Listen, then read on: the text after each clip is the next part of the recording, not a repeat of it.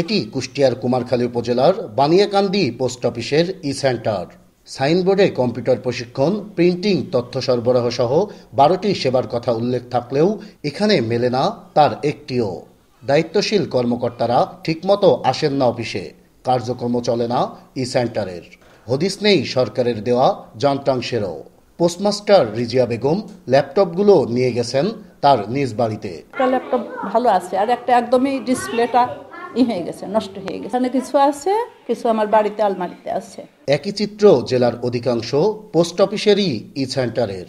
বেশিরভাগ সেবা সেন্টারেই laptop, printer, scanner সহ হদিস নেই সরকারের দেওয়া 19টি যন্ত্রাংশের। সেন্টারের যন্ত্রাংশগুলো ব্যবহার হচ্ছে বাইরের ব্যবসা প্রতিষ্ঠানে ও দায়িত্বশীলদের নিজ বাসায় ব্যক্তিগত কাজে। আমাদের ডিভিশন অফিস থেকে নির্দেশনা আছে যে এটা উদ্যোক্তা সে ইচ্ছা করলে তার নিজস্ব দোকান ঘর যদি থাকে বা তার নিজস্ব কোনো থাকে, সেখানে ট্রেনিং সেন্টার থাকে, সেখানে সে কাজ করতে পারবে। প্রান্তিক জনগোষ্ঠীর সেবায় 2017 সালে প্রায় 3 কোটি টাকা ব্যয়ে কুষ্টিয়া জেলার 99টি পোস্ট অফিসে চালু হয় সেন্টারের কার্যক্রম। তবে লুটপাট আর অনিয়মের কারণে এ প্রকল্পের দায়িত্বশীলরা লাভবান হলেও সেবাবঞ্চিত নাগরিকরা।